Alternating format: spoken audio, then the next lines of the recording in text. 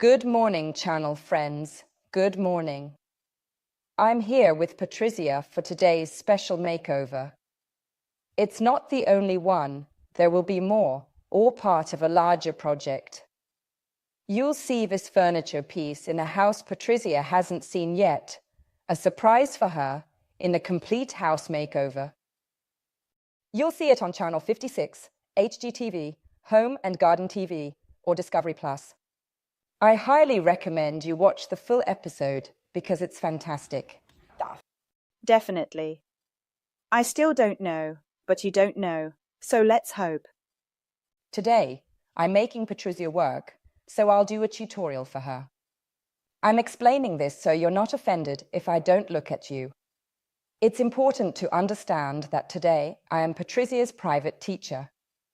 But I'll show you every stage of the process, up close, so you won't miss anything, okay? You still don't know what is waiting for you. Let's start.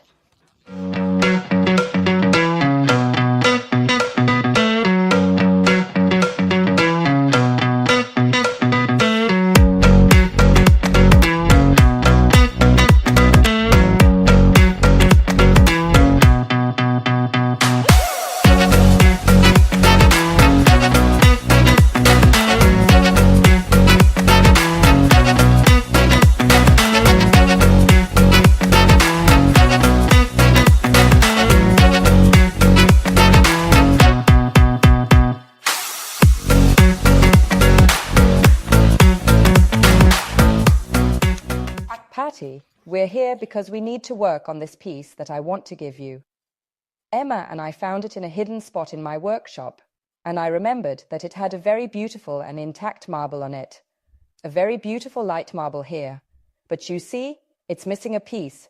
It's been damaged a bit. That's why it's a perfect piece for a makeover. Because if it had been perfectly preserved, it would have been a shame. But it's very ruined. So we'll give it a nice makeover. We start with water, a little ammonia, and baking soda. Roughly speaking, about a glass of ammonia mixed into a liter and a half of water, but don't go too overly crazy about it. You have to do this preparation every time before painting. Did you know? When you start painting, whether it's a door or anything else, do this preparation. It's a wash. You degrease well, ensuring paints adhere well. Magic Paint grips even better like this. Use this sponge only on flat parts, okay? Otherwise, use it this way to avoid rinning the surface too much. Here's to you. And then we also use a brush, so we can go over these moldings well. We wash it well, degrease it all, and then, when dry, we start painting.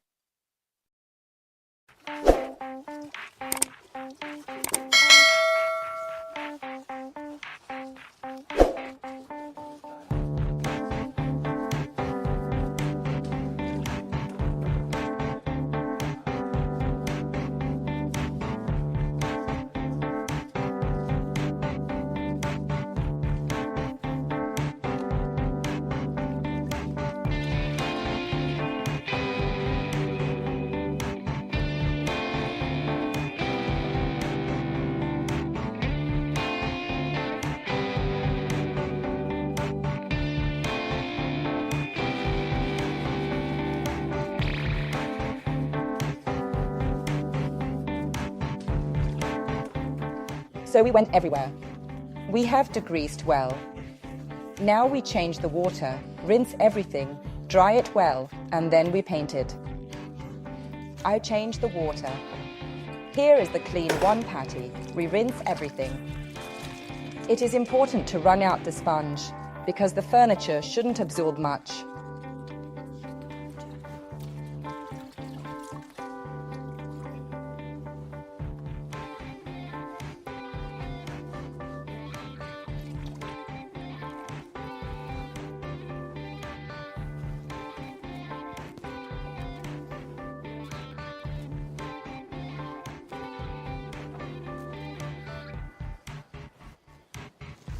Patrizia will make a preparatory base. This is Craquelé. Have you ever heard of it? It's a gel that helps you crack paint. I'll explain why. Since this console is so deteriorated, we will use a special technique. We will use some textured powder to create yet another surface on top of the one already existing. And what Craquelé does? It makes little crackles.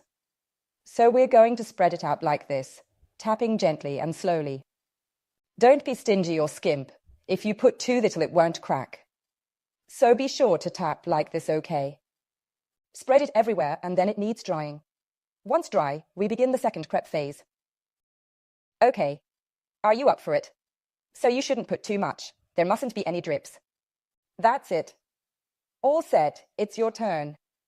Get comfortable, and when you are done, you can call me. All good.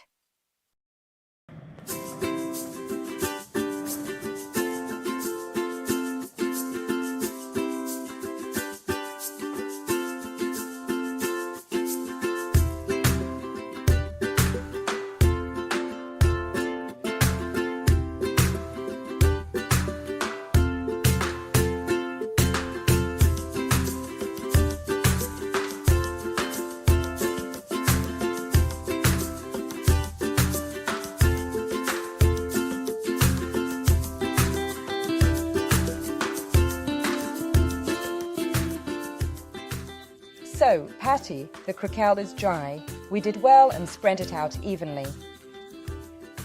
I'm now going to let you apply the first base. You might wonder why I chose this very elegant sand color. It fits well with everything we'll do. You don't know what the wall is like, it's a surprise. So, it needs to stand out on the wall.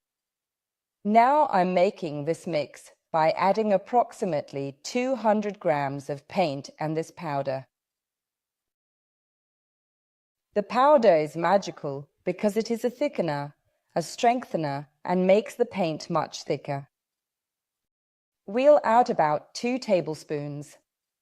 This way, it gets thicker and creates the second surface I mentioned earlier. It's an excellent method when you have damaged furniture because we will not see the floors anymore. Moreover, it's clear the molding was cut off. I don't have it. I got this console like that. So now I have made this mixture here. As you can see, there is light color and powder. We mix it well. I always use the brush so that I don't waste anything and it goes well to the bottom, and then you have to follow me while spreading it. Because you don't have to go too hard where we put the Craquelé, otherwise you drag it. You take it away and this delicate texture won't come out. But it's exciting, it's amazing.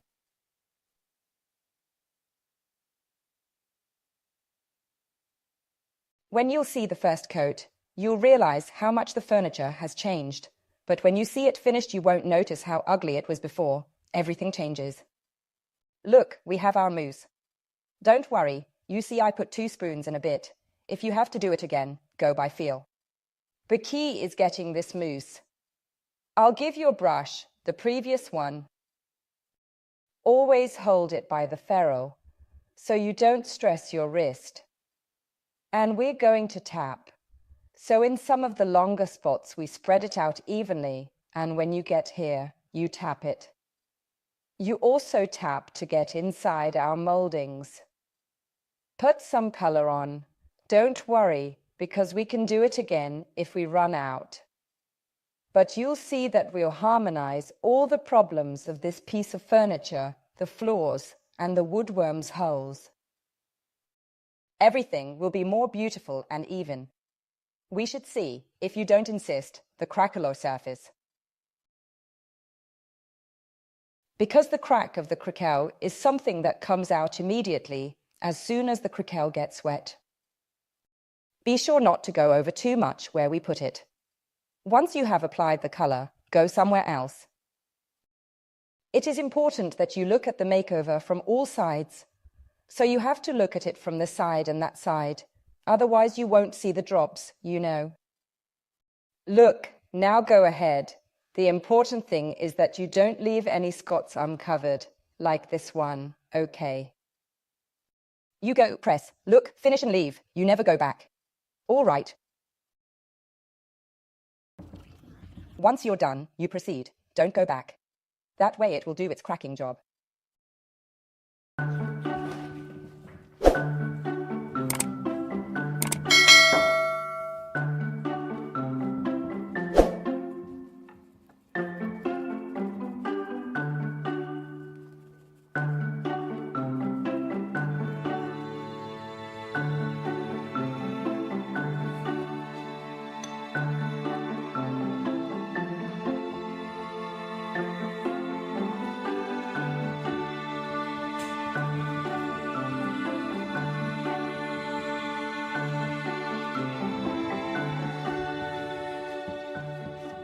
Patty, this is one of my favorite techniques to employ.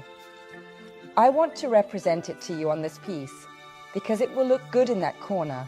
It will add a lot of value to it, which will be the only one in the room made with such a particular technique. So pompous, and above all, because the tones will blend with the context. It's a peculiar technique, but you have to be familiar with it, so you learn that as well.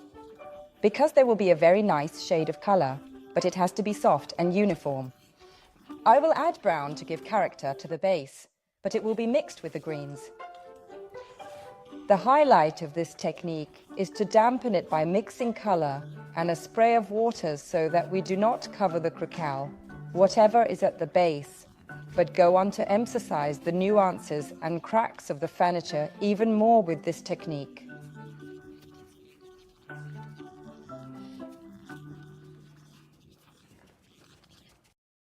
So you actually blend and remove excesses, but you do it with different timing. Why?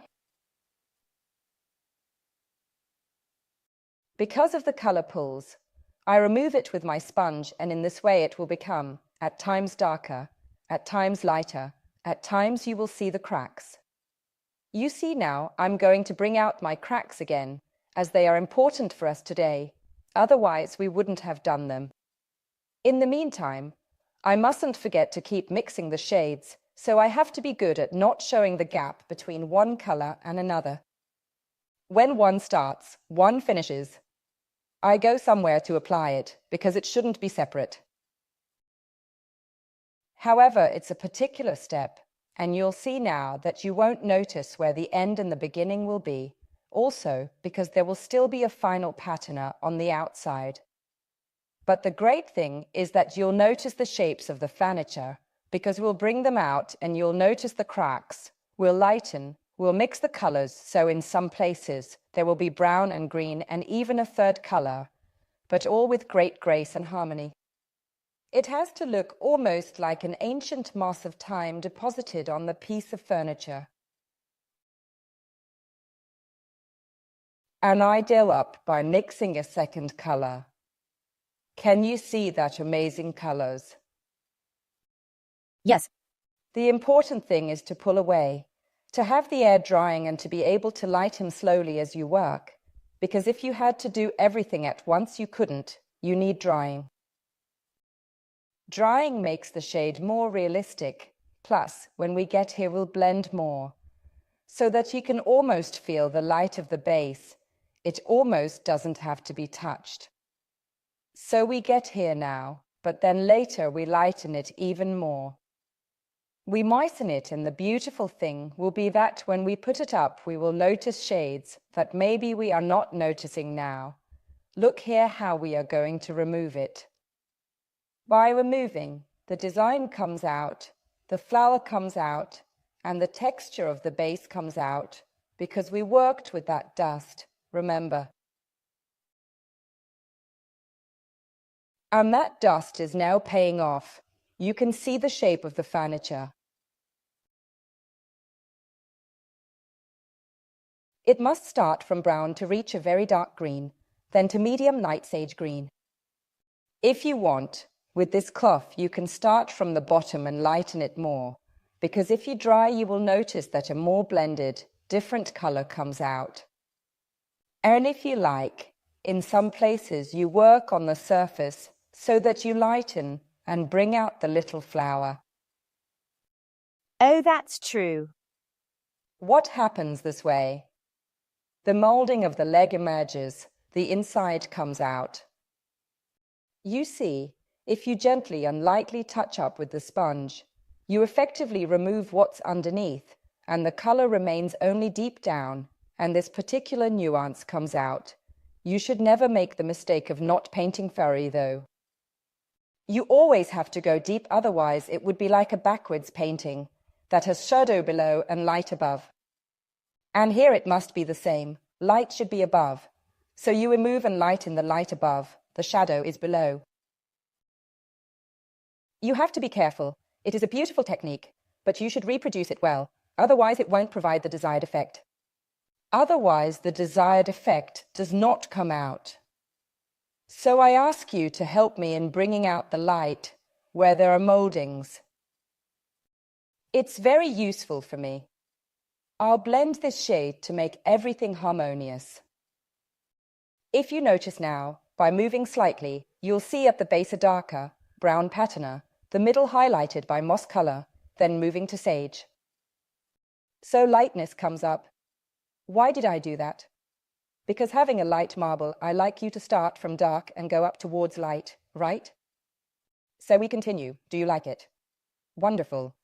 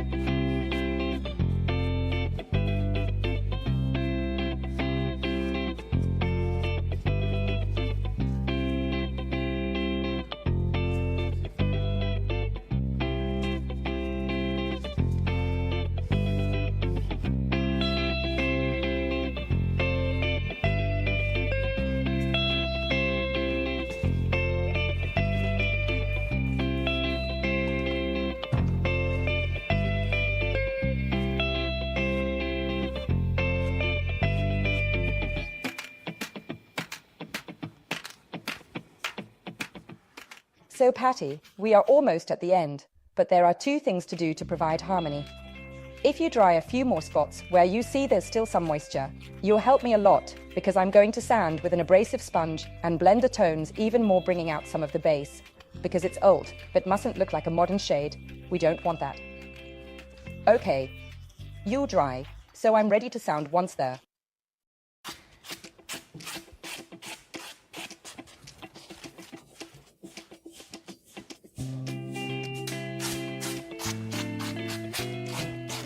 Here comes the reason why we decided to use a powder at the beginning. Do you remember? The second step. And here, now you also get to see the, let's say, distinctive textured effect, the marbled look of all our meticulous work.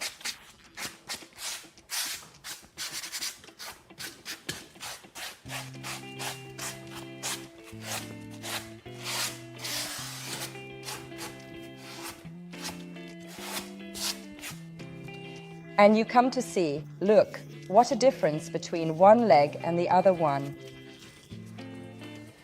Notice, this one is darker. Walga's has more shapes and is more harmonious. It also highlights all the different moldings.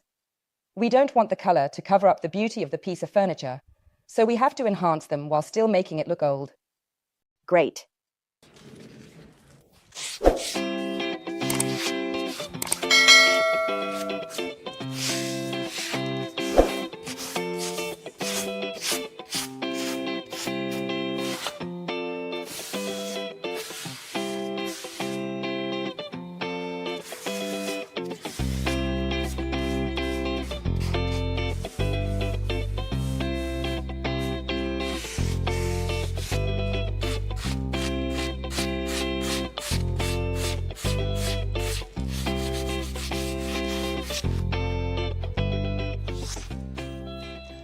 Final touches. Magnificent, right? You must see it with the marble and on the wall in its setting. It's already wonderful. With your cloth, we remove some of the dust because, having sanded, some paint dust has formed. And so we highlight its beautiful shapes properly.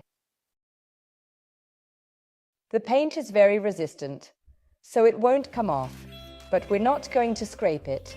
because the next step will be the protection with the transparent wax, a very perfumed wax, and you'll want to put it on your face as it is neutral, natural, clean and scented. But actually, this wax protects your makeover, so when you want to dust it off, you won't have to worry about ruining the patina or anything else, because you know that it is sealed anyway, because it has a lot of carnauba berry that is used precisely to seal the surfaces and make them durable. Now we dust and then protect. I start and you finish. I'll show how to do it. Apply a bit of wax. You should put a little, not much, like anti-wrinkle cream, face cream. Just a bit. Drain the brush, then pick up the brush here, so you won't hurt your fingers. Look, you have to go well inside too.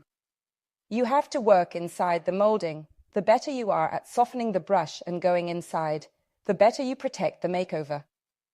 So you also make circular movements. Like this, do you see? Moreover, you protect it perfectly. Then tomorrow I'll give it a good massage, because it needs a night for the wax to dry out well. Tomorrow, after massaging it, it will be velvet. You'll see how soft this console will be. So did you see? You have to promise me that you won't forget a single centimeter. Absolutely not. Here's to you. Cuddle it, because this is a great moment when you realize it's over, and taste it. Yes.